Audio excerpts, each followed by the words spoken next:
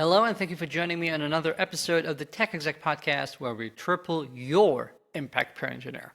As always, I'm Aviv Ben-Yosef, advisor and consultant to tech executives worldwide, and our subject today is annoyingly candid. Who is going to be annoyingly candid? You're going to find out in a second.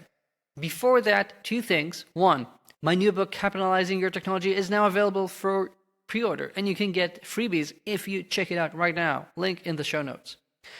And second order of business, I will be at CTO Craft Con in London at the end of the month. If you're going to be there, let me know. Let's chat. More info in the show notes.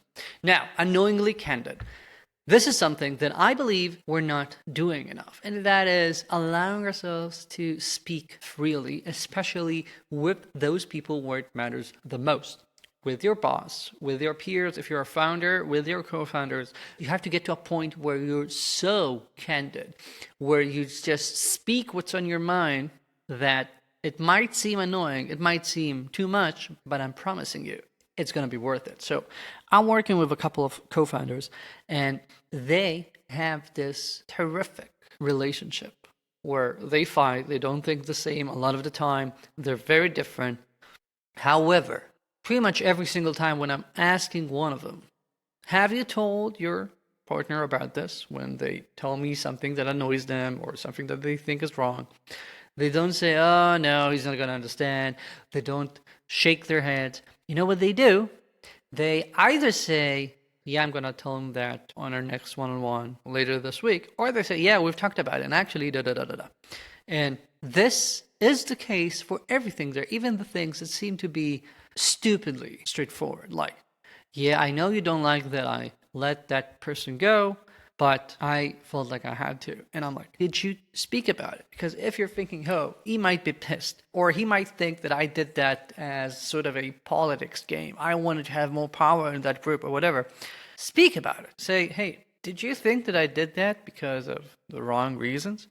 And that's the sort of thing that too many people are not going to be talking about. And even if at first your partner, your peer, your boss is not going to be completely candid with you when you ask this, they're going to say, oh, no, I know you had your reasons, whatever. If you do this enough, you create the room for real candor. You create an atmosphere where people can come up to you about things that matter to them. And when you do that, you basically set the foundation for a relationship, for an organizational culture where you're not going to be beating around the bush. You're not going to be wasting time doing things just in order to ensure that no one gets offended. You're not stepping on anyone's toes, whatever. And you're likely to reduce failure work quite a bit. Failure work as in we're doing something and then we have to do a lot more work to correct that or to ensure that no one got angry, no one misunderstood. The best organizations are those where we don't have to think about being politically correct too much because we do the right thing. We just speak about things that matter to us. So I know that even if I make a mistake, my peers are not going to immediately assume I am damaged, immediately assume that I did things with the intent of harming anyone.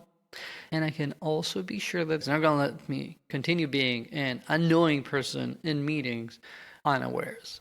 They're going to let me know. They're going to help me realize how I'm annoying them or what I'm doing wrong. And we can speak about it. Maybe I'll tell them I don't agree. Maybe I'll come to their side. Maybe we'll find ourselves somewhere in the middle. It doesn't matter. What matters is that we speak and we ensure that we do not start collecting more and more baggage between us. And that's important.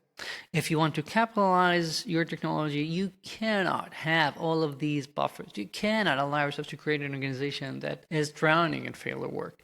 You cannot waste so much time beating around the bush as opposed to just getting the work done. So takeaway from this short episode. Think, what should you have been unknowingly candid about recently and haven't? There's still time to fix that. Write that email, send the text, pick up the phone, fix it. You're going to feel better after it.